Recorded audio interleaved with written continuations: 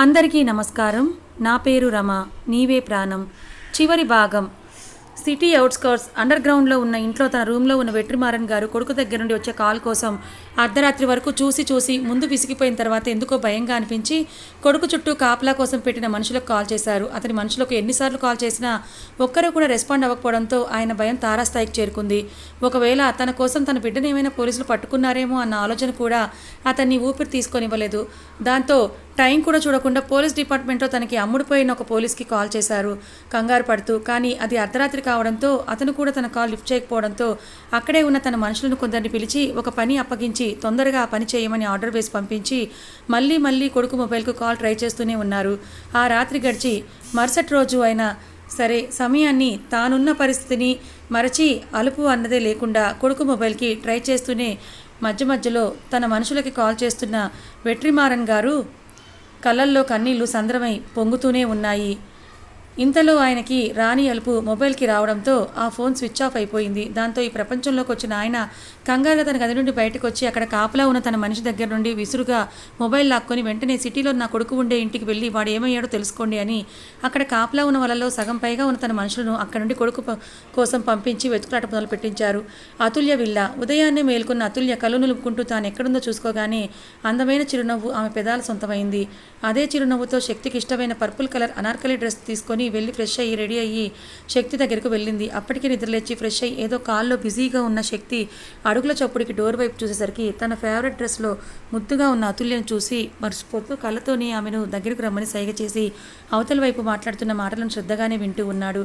శక్తి పిలుపుతో అతుల్య నవ్వుకుంటూ వెళ్ళి అతన్ని చుట్టేసి అతని గుండెల మీద గడ్డమానించి తలపైకెత్తి అతని కళ్ళల్లోకే సూటిగా చూస్తూ ఉంది. శక్తి అటు ఫోన్లో మాట్లాడుతూనే తన ప్రాణశక్తి కళల్లోకి చూస్తూ చిలిపిగా కన్ను కొట్టాడు. శక్తి చేసిన ఆ పనికి అతుల్య అతనిని అల్లరిగా ఇష్టంగా ఆస్వాదిస్తూ ఉండగా శక్తి కాల్ కట్ చేసి మొబైల్ పక్కన పడేసి ఆమె నడుం చుట్టూ చేతులేసి తనకి మరింత దగ్గరగా హత్తుకొని కళ్ళల్లోకి చూస్తూ ఆమె చిట్టి పెదాల మీద ఒక చిట్టి ముద్దిచ్చి ఎందుకే అంత ఉదయాన్నే నన్ను టెంప్ చేస్తున్నావు అన్న చిరుకోపంగా ఆమె ముక్కుని బయట చేసి ఆమెను ఇష్టంగా తన గుండెల్లో పొదుముకున్నాడు శక్తి. శక్తి నిన్న అజేష్ని ఇంటికి తీసుకొచ్చినప్పుడే అతను తనతో ఏదో మాట్లాడాలని అనుకుంటున్నాడని అర్థమైన అతుల్య నిన్న నైట్ ఆ విషయం మాట్లాడడానికే వచ్చి హాయిగా నిద్రపోవడంతో తనకి తనే నవ్వుకొని నాతో ఏదైనా మాట్లాడాలా సీబీ అని అడిగింది అతని మీద తన పెదాలు వదుతూ. ఆ ప్రశ్న కోసం ఎదురుచూస్తున్న శక్తి ఆమె ఇస్తున్న ముద్దుకి అందంగా నవ్వుకుంటూ నువ్వు నిజంగా నా బంగారానివే అని అంటూ ప్రేమగా అతుల్య నుదుటిపై ముద్దు పెట్టి ఆమెను బెడ్ మీద కూర్చోపెట్టి తను ఆమె ఎదురుగా కూర్చొని ఆమె చేతులు పట్టుకొని నువ్వు అజీని హార్ట్ఫుల్గా యాక్సెప్ట్ చేసావు కదా అని అడగగానే అతుల్య తన చేతులు పట్టుకున్న శక్తి చేతుల్ని ముద్దాడి తప్పు చేసింది చిత్తప్ప సీబీ. జరిగిన దాంట్లో అసలు వాడి తప్పేముంది? చేయని తప్పుకి వాడిని ఎందుకు శిక్షించాలి? అయినా వాడిలో నాకు నా అప్ప కనిపిస్తున్నారా? వాడిని నేను ఎవరి కోసమో దూరం చేసుకోలేను. వాడు నాకు లైఫ్ లాంగ్ కావాలి. నాడు నాతోనే ఉండాలి అనగానే శక్తి తన రూమ్కి రమ్మని మెసేజ్ చేయడంతో ఎందుకో తెలియకపోయినా శక్తి రూమ్ వెతుక్కుంటూ అక్కడికి వచ్చిన అజీష్ అప్పటి వరకు డోర్ దగ్గరే ఆగిపోయి అతుల్య మాటలన్నీ విని ఎమోషనల్ అవుతూ అక్క అని అంటూ లోపలికి వెళ్ళి ఆమె ముందు మోకాళ్ళ మీద కూర్చొని ఆమె ఒడిలో తలపెట్టుకొని ఆమె కాళ్ళను చుట్టేశాడు కన్నీళ్లు పెట్టుకుంటూ. శక్తికి అజీష్ లోపల ఇంకా ఎక్కడో అతుల్య తన నిజంగా ఓన్ చేసుకోగలుగుతుందా అన్న అనుమానం అతనిలో ఉందని అందుకే శక్తి తెలివిగా తన బంగారాన్ని అలా ప్రశ్నించేసరికి అది విన్న తన బావమరిది ఎమోషనల్ అయితే తమ్ముడిని చూసి తన బంగారం కూడా ఎమోషనల్ అయ్యేసరికి అబ్బా అలా ఏడ్చి తెల్లగా ఉండే మీ మొహాలను ఎర్రగా చేయకండ్రా అంటూ ఇద్దరిని ఒకేసారి దగ్గరకు తీసుకొని చక్కిలి గింతలు పెట్టేసరికి ఇద్దరు నవ్వుతూ శక్తిని చుట్టేశారు. కాసేపటికి శక్తి అజీష్ని కూడా అతుల్య పక్కనే బెడ్ మీద కూర్చోపెట్టి ఆ ఇద్దరికి ఎదురుగా తమ చైర్లో కూర్చొని అతుల్య చేతులు పట్టుకొని బంగారం నీ తమ్ముడు నీ కోసం నీ ప్రాణాలే పనంగా పెట్టడానికి సిద్ధపడ్డాడే అని అంటూ అజీష్ గురించి తను తెలుసుకుంది. అజీష్ చెప్పిందంతా కూడా పూసగుచ్చినట్టుగా అంతా చెప్పేసరికి అతుల్య అరచేతుల్లో మొహం దాచుకొని మరీ ఏడుస్తూ నా వల్ల ఇంకా ఎంతమంది ప్రాణాలు గాల్లో దీపంలా రెపరెపలాడుతూ ఉంటాయి సీబీ అని అంటూ గుండెలు పగిలేలా ఏడుస్తూ ఉంటే ఆమెను అలా చూడలేక అజీష్ శక్తులు ఆమెకు చెరువు వైపు ఆసరాగా మారి ఆమెను ఓదార్చి కాసేపటికి నార్మల్ చేశారు. కాసేపటికి నార్మల్ అయిన అతుల్యతో శక్తి ఇదంతా నిన్ను బాధ పెట్టాలని చెప్పలేదు బంగారం. వాడు నీ కోసం ఇంత చేస్తే నువ్వు మీ అప్ప కోరిక ఆఖరి కోరిక కోసం ఇంకేం చేయాలో నీకు తెలియాలని చెప్పాను అని అనడంతో అతుల్య అజీష్ చేతులు పట్టుకొని నేను ఎలాంటి దాన్నో తెలియకుండా నన్ను చిత్తప్ప నుండి సేవ్ చేయడానికి ఎందుకురా ఇంత రిస్క్ చేశావు, నీకేమైనా అయ్యుంటే అని అడిగింది. అలా అడగడానికి కూడా ఇష్టపడక గట్టిగా కళ్ళు మూసుకొని భయపడుతూ ఆ ప్రశ్నకు అజేష్ చిన్న చిరునవ్వుతో అతుల్య చేతులను తన చెంపలు కానించుకొని పెరియప్ప గురించి తెలుసుకున్నప్పుడు అనుకోకుండా నీ గురించి తెలిసింది, ఫ్రెండ్స్ ద్వారా తెలిసింది, నీకు అసలు నోట్లో నాలుగు లేదని అంటుంటే శక్తి అతని మాటలకు అడ్డుపడి ఎవడరా నీకు చెప్పింది, నీ అక్క నువ్వు అనుకున్నంత అమాయకురాలేం కాదు, పైకి కనిపించని రాక్షసి ఉంది నా బంగారం లోపల అనగానే అతుల్య కోపంగా శక్తి చుట్టూ పీకేసి అతన్ని ఇష్టం వచ్చినట్టుగా కొట్టడం మొదలుపెట్టింది. కాసేపటికి ఆ ఇద్దరు కలిసి ఆ రూమ్ని కిష్కింద కాండలా చేసి పడేశారు. అప్పుడే వాళ్ళని టిఫిన్ తినడానికి రమ్మని పిలవడానికి వచ్చిన వల్లిగారు ఎన్నడూ చూడని అతుల్య చేసే అల్లరిని చూసి మురిసిపోతూ ఆ సంతోషంలో కన్నీళ్ళు పెట్టుకుంటూ వాళ్ళను అలానే చూస్తూ ఉండిపోయారు. ఆమె వెనుకే అక్కడికి వచ్చిన అవంతి గారు వెట్రివేల్ గారు కూడా వాళ్ళ అల్లరిని చూసి నవ్వడం మొదలు పెట్టేసరికి శక్తి అతుల్యలు అల్లరి ఆపి తమకేం తెలియనట్టుగా అమాయకంగా మొహాలు పెట్టేసరికి పెద్దవాళ్ళ నవ్వులు ఇంకాస్త ఎక్కువయ్యాయి. కాసేపటికి శక్తి అందరినీ కూడా కూర్చోపెట్టి తను చెప్పాలి అనుకున్నదంతా కూడా చెప్పేసరికి ముందు వెట్రివేల్ గారు అతుల్య అజేష్లను దగ్గరికి తీసుకొని భయపడ్డారు. కానీ అల్లుడి మీదున్న నమ్మకంతో అతనికి అడ్డు చెప్పలేకపోయారు. పైగా ఇప్పుడున్న పరిస్థితుల్లో ఎప్పటికీ ఇలానే ఉంటే అతుల్య జీవితం ఎప్పటికీ మారదన్నది నిజం. అందుకే శక్తికి అడ్డు చెప్పకుండా అతనికి తోడుగా నిలబడాలని నిర్ణయించుకొని శక్తి అనుకున్నది అనుకున్నట్టుగా జరగాలని కోరుకున్నారు. అందరూ శక్తి నిర్ణయాన్ని సమ్మతించడంతో శక్తి అందరికీ జాగ్రత్తలు చెప్పి బంగారాన్ని దగ్గరకు తీసుకొని నేను ఎప్పుడు నీకు తోడుగానే ఉంటాను బంగారం, ఎట్టి పరిస్థితుల్లోనూ నువ్వు ధైర్యాన్ని కోల్పోవద్దని చెప్పి అక్కడి నుండి తన పని మీద బయటకు వెళ్ళిపోయాడు శక్తి. కొడుకు కోసం పంపించిన తన మనుషుల నుండి కూడా ఎలాంటి సమాచారము రాకపోయేసరికి వెట్రిమారన్ గారి భయం రెట్టింపు అయిపోయింది.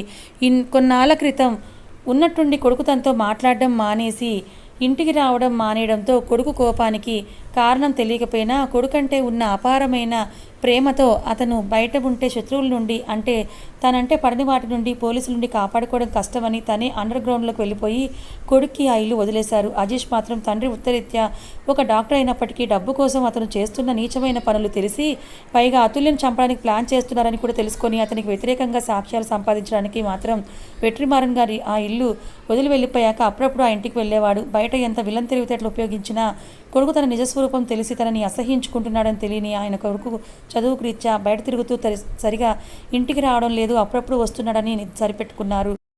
అలాంటిది ఈ మధ్య అంటే అజీష్ సాక్ష్యాధారాలు అన్నీ తన ఫ్రెండ్స్ వారి శక్తికి అందజేసిన దగ్గర నుండి అతను అంధకారంలో ఎవరికీ తెలియకుండా ఉండడంతో అతను ఏమయ్యాడో తెలియక జరుగుతున్న పరిణామాలకు ఒకవేళ కొడుకు పోలీసుల చేతికి కానీ చిక్కాడేమో అన్నది వెట్రిమారన్ గారి భయం.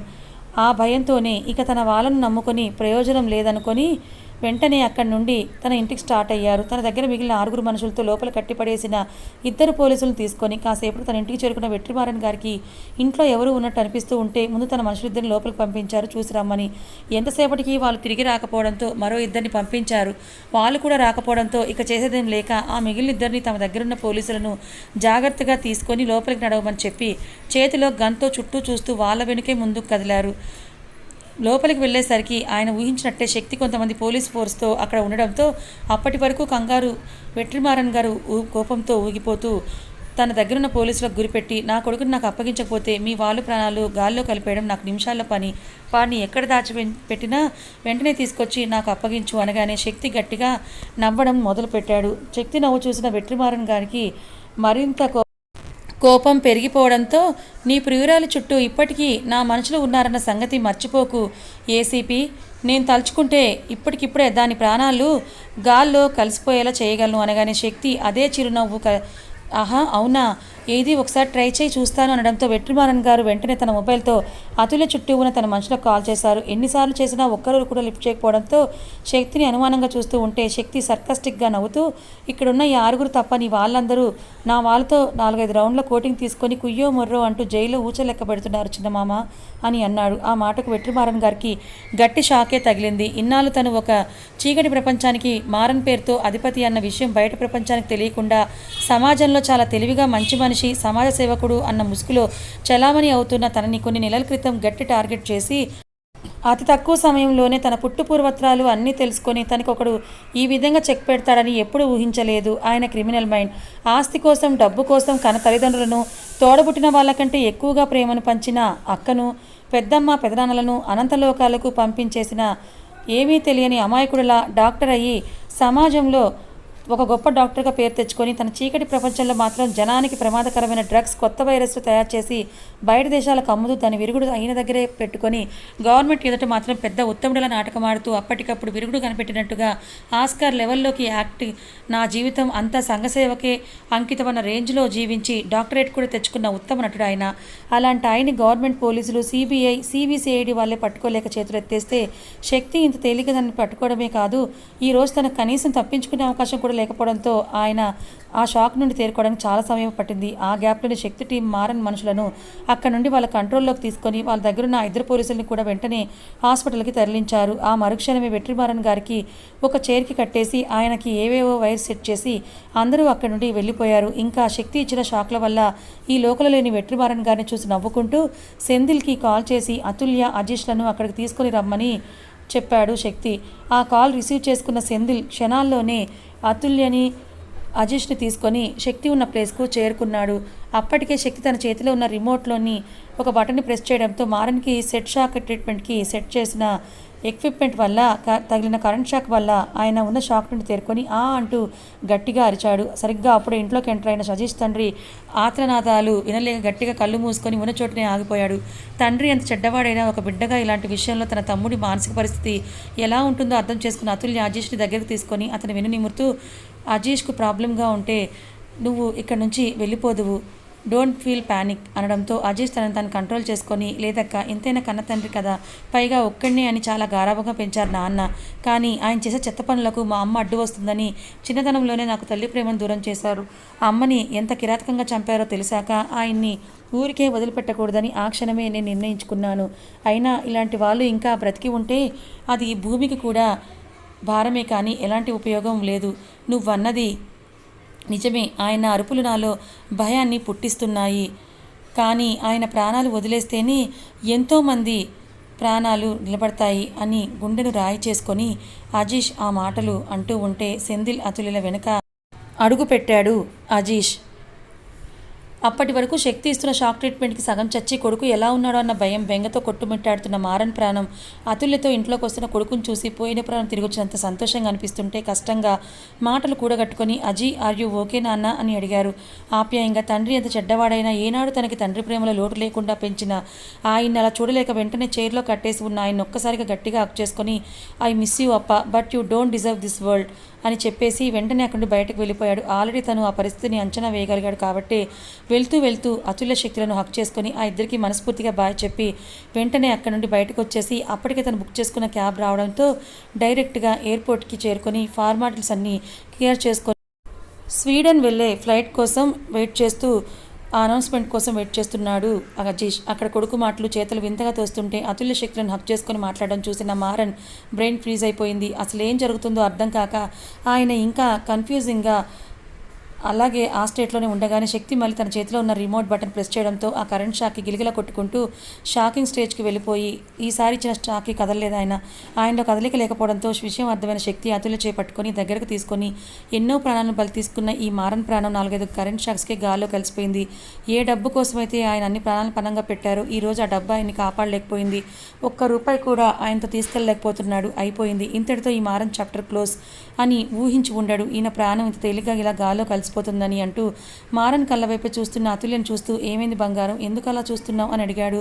దానికి అతుల్య పాదం దిగమింకొని ఆ రాక్షసుడి ఆకర్షణాలు కల్లారా చూడాలని అనుకున్నాను, కానీ మనసుకి చాలా కష్టంగా ఉంది సివి, వెళ్ళిపోదాం ఇక్కడ నుండి అని అనడంతో అతుల్యను తీసుకొని వెంటనే అతుల్య విల్లాకి స్టార్ట్ అయ్యాడు శక్తి ద్వారా విషయం అంతా కూడా తెలుసుకున్న పెద్దవాళ్ళు ఆ రాక్షసుడి పీడ విరగడైపోయినందుకు చాలా హ్యాపీగా ఫీల్ అయ్యారు. అజీష్ గురించి అడిగేసరికి అతను స్వీడన్ వెళ్ళినట్లుగా తన మనుషుల ద్వారా తెలుసుకున్న శక్తి అదే విషయాన్ని వాళ్ళందరికీ చెప్పి కొన్నాళ్ళు వాడిని ఒంటరిగా ఉండనివ్వండి మావయ్య అని అనడంతో ఇంకేం మాట్లాడలేకపోయారు పెద్దవాళ్ళు. మరుసటి రోజు ఉదయమే అన్ని న్యూస్ ఛానల్స్లో డాక్టర్ వెట్రిమారన్ గారి ఇంట్లో సిలిండర్ పేలి అగ్ని ప్రమాదం జరగడం వల్ల స్పాట్లోనే ఆయన ప్రాణాలు కోల్పోయారని స్క్రోలింగ్ రావడంతో అందరూ 2 క్షణాలు మౌనంగా ఉండిపోయారు. కొద్ది రోజులు అతుల్య తన తండ్రి సెల్వరాఘవన్ గారి కోరిక మేరకు ఆయన స్థాపించిన ట్రస్ట్ అన్నిటి బాధ్యతలు తీసుకొని హాస్పిటల్ స్టాఫ్ మొత్తాన్ని మార్చి అన్ని బాధ్యతలు తన దగ్గర నిర్వహించడం మొదలుపెట్టింది. మరోవైపు శక్తి కూడా అతుల్య కోరిక మేరకు మారన్ ఎవరో బయటకు తెలియకుండా ఆయన చావుని అలా మరుగున పడేలా చేశాడు. ఛార్జ్ తీసుకున్న దగ్గర నుండి అన్ని కేసెస్ని సక్సెస్ఫుల్గా క్లియర్ చేసిన శక్తిని గవర్నమెంట్ ప్రశంసిస్తూ సన్మానం చేసింది. 8 నెలల తరువాత పెద్దలు నిశ్చయించిన ముహూర్తాన శక్తి అతుల్యల ఎంగేజ్మెంట్ అంగరంగ వైభవంగా జరిగింది.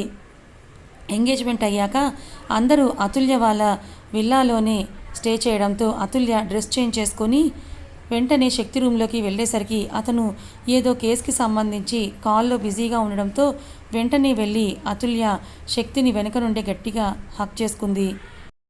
ఆమె స్పర్శకు సన్నటి చిరునవ్వు వచ్చేరింది శక్తి పెదాల మీద. అదే చిరునవ్వుతో ఒక చేత్తో ఆమె చేతులను పట్టుకొని ఆ కౌగిలిని ఇంకాస్త బిగించి కాసేపటి కాల్ కట్ చేసి తన బంగారాన్ని ముందుకు తెచ్చుకొని ఆమె మొహాన్ని దోసిల్లోకి తీసుకొని, మావయ్య కోరిక ప్రకారమే ఆయన ఆశయాలను ఆచరణలో పెట్టావు. మీ చిత్తి చిత్తప్పలకు కూతురు అయ్యావు. అజీష్ మనసు మార్చి వాడిని ఇక్కడ తీసుకొచ్చి వాడు వద్దంటున్న బిజినెస్లన్నిటికీ వాడిని వారసుని చేసి ఈ ఎంపైర్కి రాజుని చేశావు. నిన్ను ప్రాణంగా ప్రేమిస్తున్న నన్నే ప్రాణంగా మార్చుకొని నా కోసమే నా చిన్ని బృందావనానికి నా భార్యగా రావడానికి సిద్ధపడుతున్నావు. అమ్మతో కోడలిగా కాకుండా కూతురిగా కలిసిపోయావు. మొత్తానికి నీకు నువ్వుగా బంధించుకున్న పంజరం నుండి ధైర్యంగా బయటపడి నేను కోరుకున్న లోకాన్ని చూస్తూ అన్నింటినీ గెలిచావే బంగారం అంటూ ప్రేమగా ఆమె నుదుటిపై ముద్దు పెట్టి తన గుండెల్లో పొదుముకున్నాడు శక్తి. అతుల్య ఇష్టంగా అతని గుండె చప్పుడుని వింటూ, అసలు నువ్వే లేకపోతే నేను ఇప్పటికీ నాకు నేనే బందీగా ఫీల్ అవుతూ ఇదే పిచ్చి ఫీలింగ్తో ఒంటరిగా లైఫ్ని లీడ్ చేసేదాన్ని CV. It's all because of you అని అంటూ శక్తి గడ్డం మీద చిన్న ముద్దు పెట్టి అల్లరిగా అతని కళ్ళల్లోకి చూస్తూ ఉండిపోయింది అతుల్య. శక్తి ముద్దుగా ఉన్న అతుల్య కళను చూసి మురిసిపోతూ, ఇప్పటికైనా నువ్వు పిలిచే ఆ పిలుపుకి అర్థం ఏంటో చెప్పవే బంగారం అని అడిగారు అలకగా. అతుల్య శక్తి అలకని ఇష్టంగా చూస్తూ అతని మెడ చుట్టూ చేతులేసి, సీబీ అంటే చాక్లెట్ బాయ్ అని అర్థంరా మగడా అని అంటూ ప్రేమగా అతని పెదాలు అందుకుంది అతుల్య. తన బంగారం మాటలకు ఆమె ఇస్తున్న తీపి ముద్దుకు శక్తి తన్మయత్వంగా ఆమెను మరింత దగ్గరకు అదుముకొని ఆ ముద్దులోని గాఢతను పెంచాడు. కథ అయిపోయింది. ఈ కథ మీకు ఎలా అనిపించింది? నచ్చిందా? నచ్చితే లైక్ చేయండి, మరికొంతమందికి షేర్ చేయండి. ఇలాంటి మరిన్ని మంచి కథల కోసం ఛానల్ని సబ్స్క్రైబ్ చేసుకోండి. మరొక మంచి కథతో మీ ముందుకు వస్తాను. అంతవరకు ఇలాగే ఆదరిస్తారని కోరుకుంటూ thank you so much for watching.